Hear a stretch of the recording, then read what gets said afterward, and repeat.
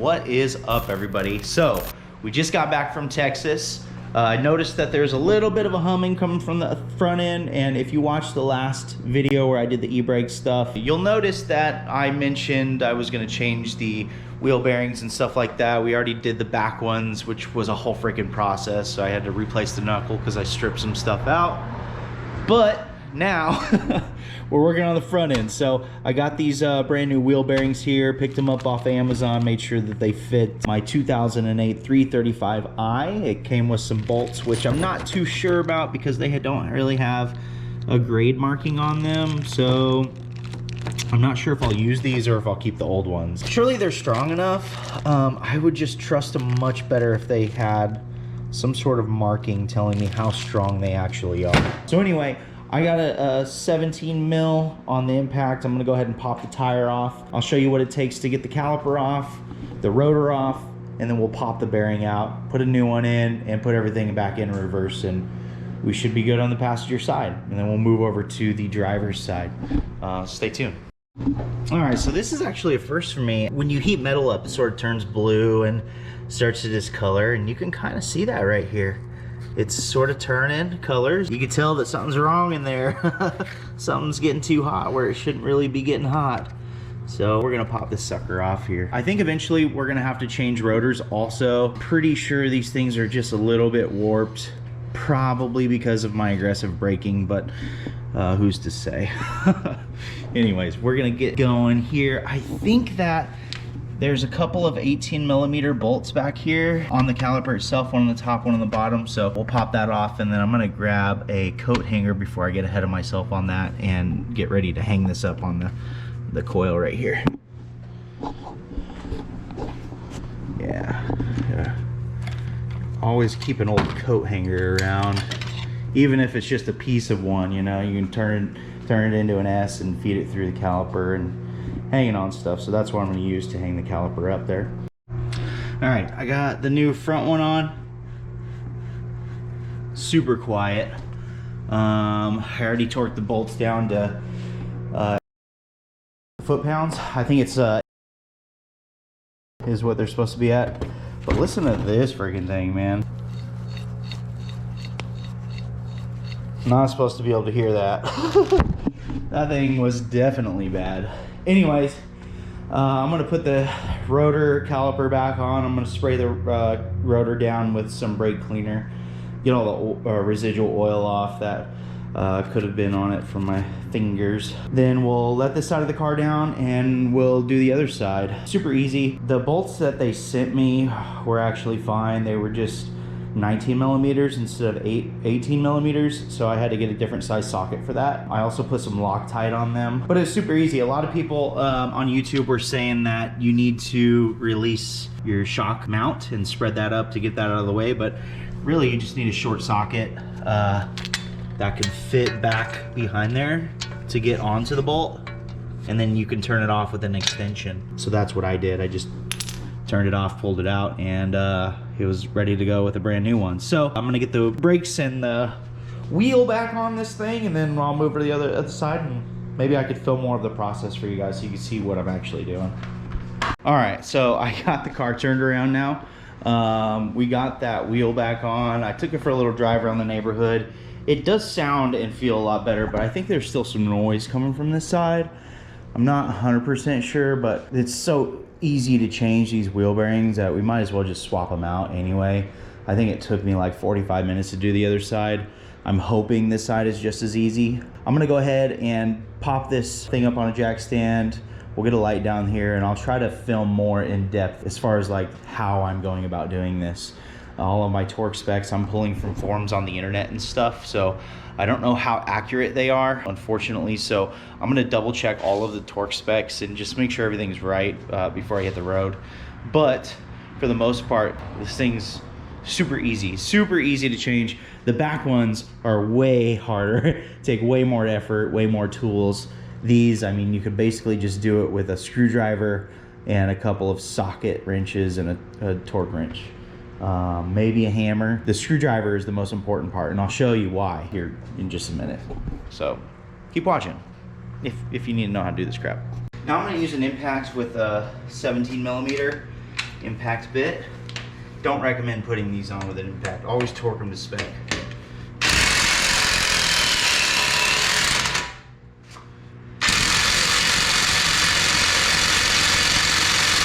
Wow, these things are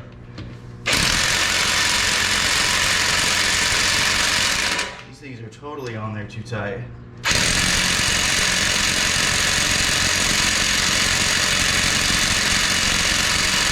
Okay, so actually I'm gonna let this down and I'm gonna crack them loose with a breaker bar. These things are way too tight. I don't know who put these on here last, but shouldn't be on there that tight.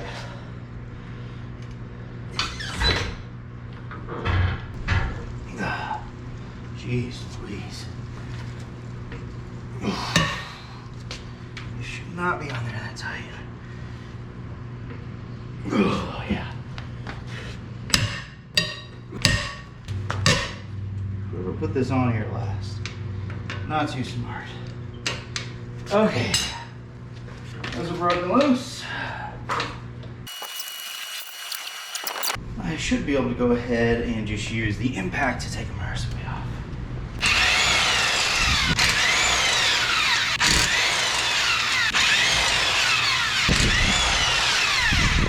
Alright, I'm going to clean all these up with a wire brush also.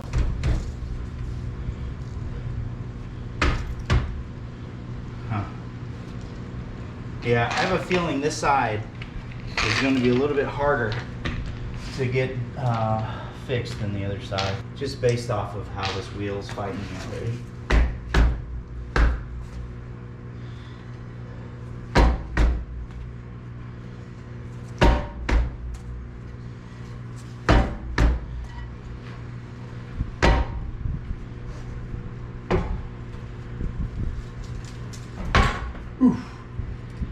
Alright, put that one off. So basically, we got two 18mm bolts, one here and one further below. So I'm gonna go ahead and knock those things free now, and we'll pull the caliper off. Actually, first,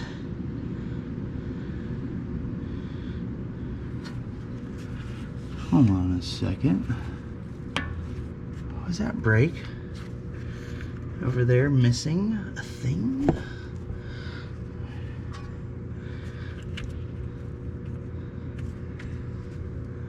Interesting. I don't think that had one on the other side. There's like a sensor here. Brake, I guess it's a brake pad sensor. I didn't see it on the other end. If it is, it's ripped off or something. I don't know. This definitely was not on the other side, so I'm not sure exactly what this is. But the other side did not have this at all. So I'm missing something somewhere. All right, let's see here. I don't want to mess that up, whatever that is.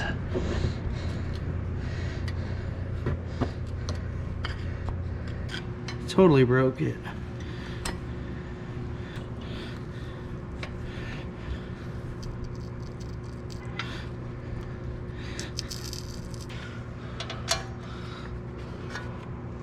Wait. Lucy.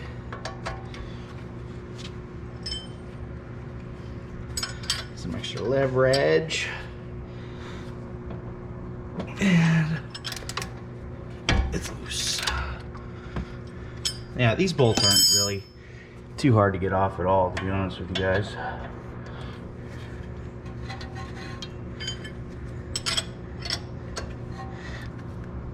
All right.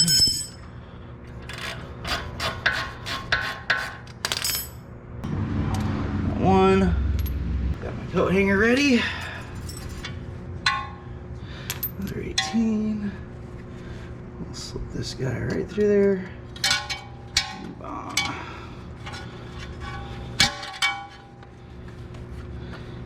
Twist it once. Still a bit locked on there.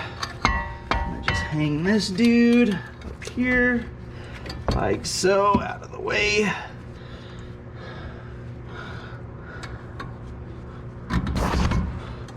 All right, that thing is up and out. I'm gonna pop this set screw out right here. Boom. That takes a 6mm Allen. I'm just gonna pop this in here, turn that off real quick. Sometimes you might need to stick a screwdriver or something in the side of the rotor to hold it, but that should just pop right off, and then we'll get to the bolts in the back.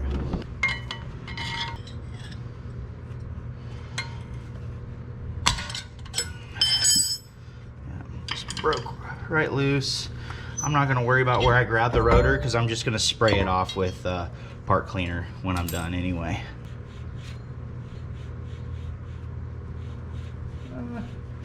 Sounds like there's some crud in there, but I don't think this thing's terrible. There's 4 bolts. 1, 2, 3, 4. And they go back into the backside of the wheel bearing. Put a little wrench on the end, get some leverage. Oh yeah, she turns it right off. There's one down. Oh yeah, right off of there. All right, number 2 down. Oh yeah. Number 3. This last one off here, and then we should be able to knock this sucker off. Ooh, that control arm is right in the way, so I'm gonna have to turn this wheel the other direction so we can get to this guy.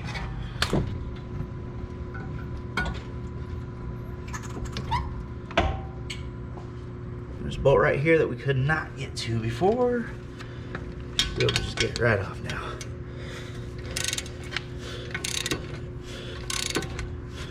Oh man, this bearing is just falling right off too. I don't have to hit it with a hammer or nothing. Yeah, this freaking this wheel bearing fell right off. Definitely bad too.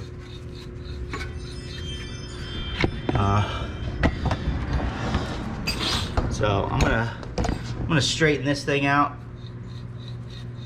We'll put a new one on this side also.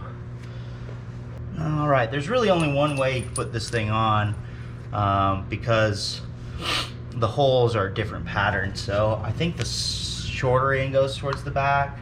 Maybe I'm wrong.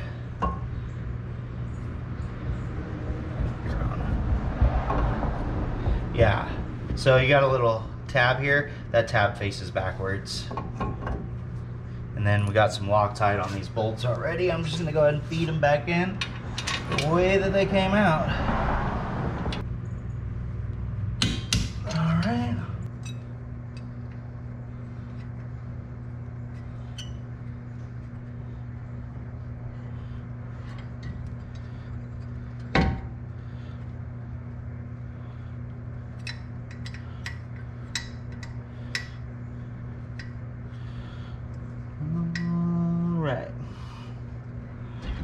Honestly, eventually, I'm pretty sure I want to convert this over to studs. Just for right now, I'm having to deal with this freaking set screw and all this other crap. Go ahead and lock that sucker down. And now we put the rotor back on. So I'll unhang the rotor, find the 2 bolts for it, which are right here. Get it going. Okay. Get the brake pads on and over. Don't stab my eye out with the coat hanger, because that would be bad. Holy crap.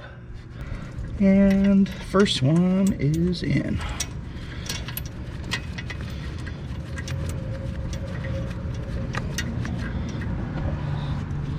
Let's see if we can get that second one in. Just here.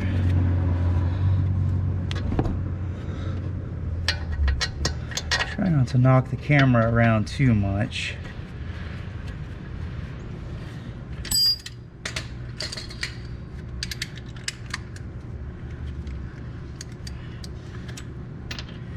These ones are 18s.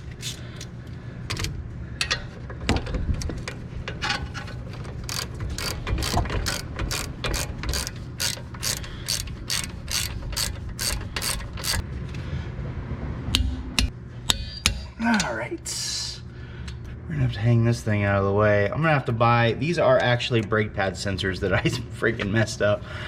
I'm gonna replace all 4 of them. I don't think that there are any on the back, to be honest with you guys, so I think I'm gonna disconnect this for now and then we'll just run it how it is. All right, I got that zip tied up and out of the way now. I'm just gonna leave it there. I'm gonna order replacements today for them. As far as now though, everything is back together and torqued to spec. So I'm gonna kick all these tools out of the way and we'll go ahead and get the freaking wheels back on. Or wheel in this case, we'll get the wheel back on. I totally lied. Get some more parts cleaner on this thing.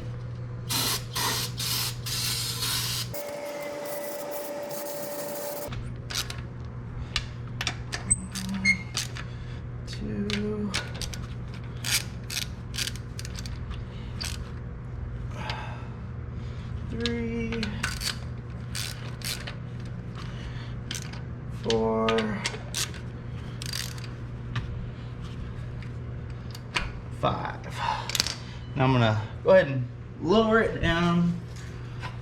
Jack stand under here. Lower it down and then we'll torque them up.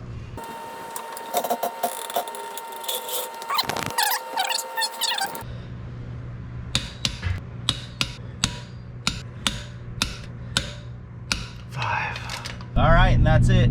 We are in the 335i now. I've been driving it for a couple of weeks or so now, and I'm just slowly editing videos as I kind of go, but I got no road noise. It's really nice. Driving these cars with a lot of road noise, especially back and forth to the tattoo shop on the highway and stuff, was just super annoying. Now I'm kind of combating drone because I recently had the mufflers deleted. I didn't film any of that just because the muffler shop really didn't want to have people in there filming, but it sounds great. I really enjoy it.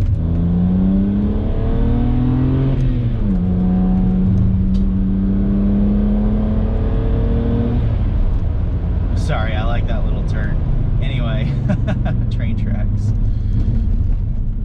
This car is so much fun, and it's easier on the mind when you know that you have parts that are in working order. You're a lot less stressed on going on longer trips. You're a little more prone to giving it all it's got, just because you know that the parts are in working order and you're not really thinking about, hey, what's gonna break? I really hope that this content helps out somebody. I know I was kind of struggling finding some information on how to do certain things, or at least information that was clear. So I went back and got all of the torque specs using ChatGPT. It's an AI, and basically it looked through all the service manuals for me to find the actual torque specs for each of these parts, and I was able to put them in the video using those specs.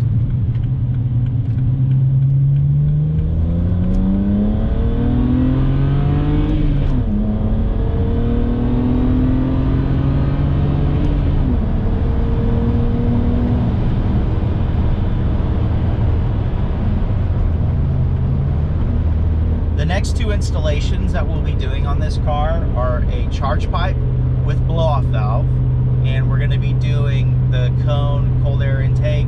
Some people call it hot air, some call it cold air. I'm not too sure, but I will be leaving the duct in place that forces the cold air from the outside grill directly onto the cone and cold air intakes, directly onto the cone intake filters.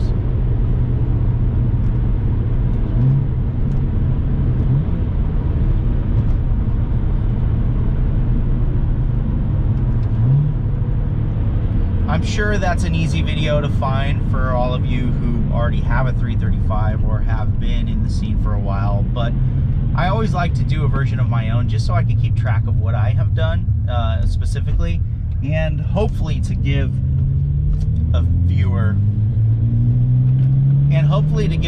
a more detailed instructional video on how to go about doing that, including things like torque specs and stuff. As always, I hope this video has actually helped somebody. If it has, drop a comment and a like below, because that really helps this channel, And subscribe if you want to see more helpful content like this in the future. I'm going to be doing a lot more installation videos like this, and eventually we'll be shooting some drifting videos at Drift Mansion and some other local spots. I will also be traveling to places like Grip Royal to tattoo my friends over there and do parts installations. We're kind of working out the details of that now, but we got a lot more stuff planned for the future, and I really appreciate you guys watching. See you later.